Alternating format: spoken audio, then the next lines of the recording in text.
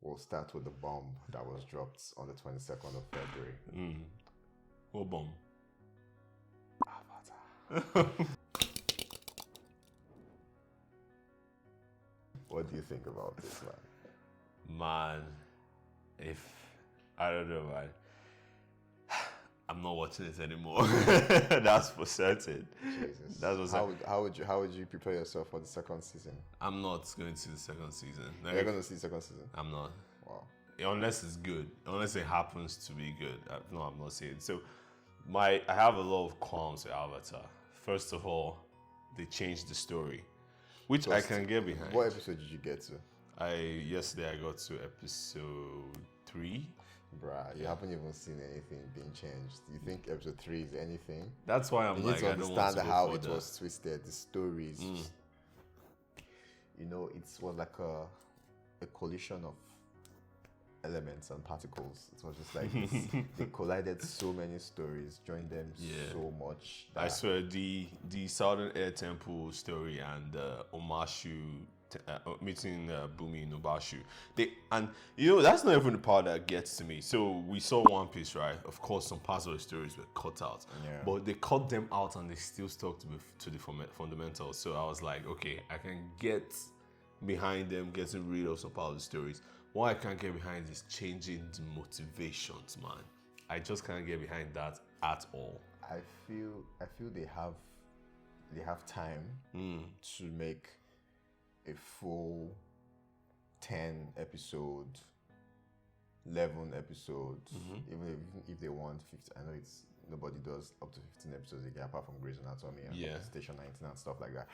But I felt they had enough time to do all of that instead of having to cram episodes or having to cram storyline or stories. It was like, you know how I watched it? I watched it in a sense that this is an alternate dimension, and that's how I watched it.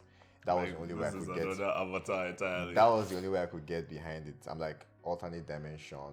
It's not animation. It's humans. It's a different world. That's just how I could watch it, because I was trying to understand how, like, the Southern Air Temple. Yeah. The mechanic, and then that was still the same episode that Bumi was in. Like, all of the excitement that came with me, starting it, it's slowly turned into confusion. Because I was like watching it and I was like, this was not how the story was or went. I'm like, even if they want to change the story, man.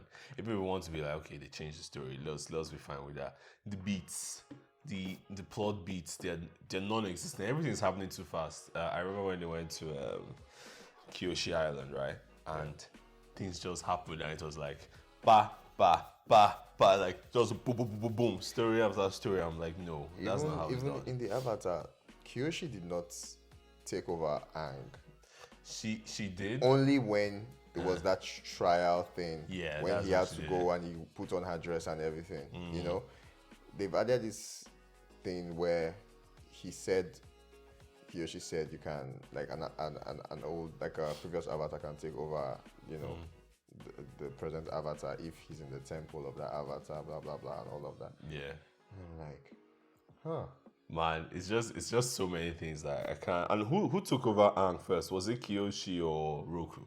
No, it was in the animation. It was Roku. Roku first, right? I don't know why they just completely got rid of Roku and now they made him a very playful character. They even brought him. In fact, they brought him. Man, they brought him, and obviously he went to this place in the Fire Nation where he went to go meet Roku. That scene was there. All of that was there.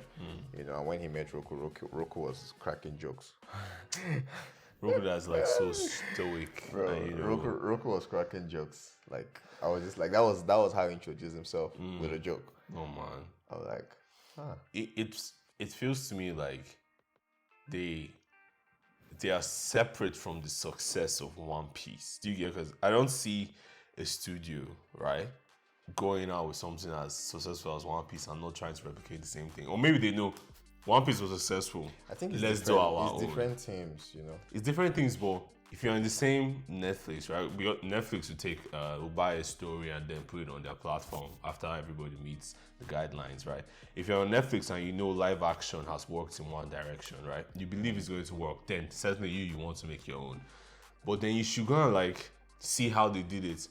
One Piece was done in a way that whoever did it, they're not scared. But Avatar is like they're scared. Like if we don't do it fast, something will happen. I think one of the good things I can say is it's better than the previous one. The previous movie. It is.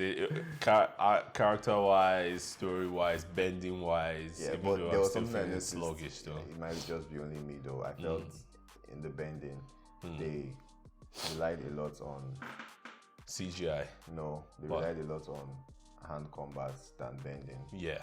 There were a lot of times that they had to quickly switch from the bending. It felt hard. Meanwhile, in the animation, it was easy because that is the medium it's supposed to be. It's part of their being, right? It's like their sixth hand, they have sixth finger or something. But in the movie, it was like, it was kind of a little bit hard. Yeah. And what it was too hard. Man, I can go on and on. I've only seen 3 episodes and I can go on and on about what's wrong with the show. What's Iroh's job in this? Because he just seems to, Iroh in this show seems to just be motivating Zuko. Like, oh, do this, oh, do that, like chase your dreams. Meanwhile, the animation. Pretty much, I think there was this good scene. Yeah. I really enjoyed in this Avatar. I don't know if you got to it. I don't know what episode it was on, but it was when Lieutenant, that's Iroh's son, died, and they did like the burial and everything. Oh no, I didn't get to that. Okay, and then Ozai goes there, to pay his respects to Iroh and everything. He goes with Zuko. So he just like, oh, sorry for all those normal stuff. And then Zuko goes and, he was like, oh, sorry, Uncle Iroh and all that. And then he was about to go and he came back and he was like, he brought the whole, he said something about Lieutenant being there for him, when he was failing his exams and all of that, and give him, this medal, blah, blah, blah. Yeah. And then instead of going, because Iroh was just all seated there sad. People were coming and just going and doing it. So that he sat down with Iroh and stayed there. And that was, in my opinion, that was a very good scene. Yeah. It felt like building on the story because that's not something that was shown in the previous part. It gave them that kind of bond and connection, and you would see why Iroh would want to, think of him as his favorite nephew or his son now. You understand? Yeah. So he has that. I think what Iroh was doing the entire show was just being there for him because he was 100% on his own. He was alone. You know? And that would have been the case if Iroh was not there. Yeah. And there was one good thing about the Avatar animation that I think was very, very amazing was the fact that we could follow Zuko's growth and his character development. Yeah. It was not forced. It was something. It didn't happen fast. It was something that you could see from the beginning. How he struggled between his duty and himself. Yeah. But in this, we've gotten to episode 3, episode 4. Yeah. Like, because of how rushed in a way it felt, we are seeing him already having this to battle, himself and his duty, and seeing him already going to save his uncle, going to do all of those things. We're already in the same. We're already there where, what's his name? Zhao goes and kills the moon spirit and all of that. I don't know how to explain it, but my opinion and what I would have thought was people that have never seen the animation, I would be able to drag them in and reel them in with this live action because maybe they feel cartoons they don't want to watch exactly. But I would have been able to drag them in and be like, you think this is good? Go see this. Do you understand? That was my aim. But I don't think I can drag people in with this now. It's not the same as One Piece. Like you were saying, the One Piece show was so good, you might start the animation, and I'm advising you against it because it's a journey. Yeah. So I feel I can't do that now. I think I'll just have to find a way to, maybe get people on. get your hands Hijack cuffed. them. You know, it's I don't know how to explain it though, but it's a lot of mixed feelings. Some things worked, some things didn't, but a lot of things, the things that didn't work were like a lot. You know? Like, what's this whole working willingly with Zhao? Like, what's going on? That never, like, I was expecting to see that fight between him and Zhao. Agni Kai, right? You understand? And then, okay, there was also when Katara went to the northern Warden tribe. The southern Warden tribe. When she went there, I think it's the southern Warden tribe, yeah. You know, she had this whole thing with Master Paku and all of that. Sexism. At first, I was not. I was expecting that to like be the you know the way it went. He sent her in the live action. He sent her was like, you know, he was the way he said it was like, oh, we have, you know, Master. You know, he mentioned her name. You know, you go meet her and she would. That's Master Pakuda or something. You go meet her and then she would teach you like the best master of how and everything. When she went and she realized that was just only healing. Yeah. She's like, no, I want to fight and all. Then she went with Paku and they actually fought, which was pretty good, I guess. It was a good. Was it still the same motivation though? Like, Yeah, Paku not want to teach her because she's a girl. And still, even after the fight, he still said no that she's not gonna fight. Really? Or like, okay, yeah, he did that, yeah. He did that. Then it was now like during the fight that she joined, like he let her join and everything, and not only her, she brought the other women that are healers with them, with her, and then you know, Girl power. They all went in on all of that. Yeah. But yeah, I don't know how to explain this, but I think they should have just kind of stuck to the story in the anime. They should have. Because I have people that have seen this thing several times, me included. Me too included, I man. swear, I would not have mind seeing the same thing play out word for word. Humans, I just don't care. I think it's difficult to replicate that kind of thing. Yeah. First of all, it's animation. You can do crazy things with it. But humans, you know, I don't mind. You don't need to replicate. What you need to know is, I know that whoever did this stuff right there, like, we want to tap into a new audience. But it's like, you already have your audience there. Everyone that's seen the animation is so willing to come and watch the live action. Like that will make you bank. Give it to me the same way. You can add context here and there if you want to, which was fine. Yeah. Or take out some. I know there are no fillers in the animation, but there are some episodes that are not necessary. Yeah. Take those out and leave the main storyline. Man. I like the whole context of how it was easy to, like, how they just like wiped out most of the air nomads. That's a good one, because it's like the writers, that episode, Michael and I know his name is Michael Dante. Michael and the other guy, I've forgotten his name. Do not crucify me in the comments, please. I've forgotten his name. Michael, I remember Michael because he's my namesake. I think it's Michael and Dante or whatever. They wrote that first episode, you know, and after then you can't see them in the credits. So that means they only stuck as one. So I feel the motivation for this show was to, you know, some plot holes in Avatar, kind of fill them up, which I like, no doubt. So at the beginning they were showing how Sozin. They showed us Sozin. They showed us the guys they showed us some people trying to assassinate the Fire Lord, which is plausible, you know. I mean, not everybody will be okay with his decision. Yeah. You know, they're trying to make up with filling all these plot points, but that doesn't mean you deviate from the entire story. I don't know if you get what I mean. I get it. That would really look like something a ruthless leader would do. Would plan. Oh, this is what the air nomads do.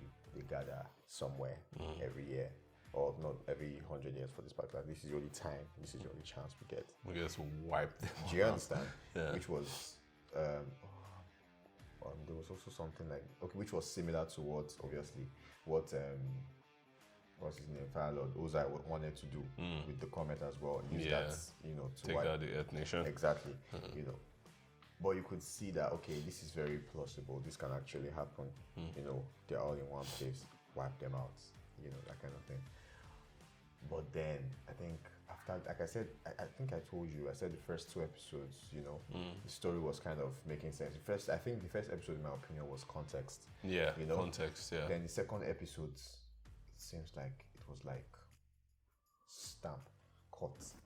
Yeah, just pieced together. It felt like a Marvel movie, man. It felt like an Ant-Man movie. Where they've shot the movie, then they cut it up and tried to rearrange it And again. I was not able to get behind it, but I just kept watching it, And then I just started getting confused because the story wasn't adding up again. And then I was just like, this was not how it happened. This was like, I'm not scared of Azula. Like, let me tell you how I felt when I first saw Azula. I was like, huh.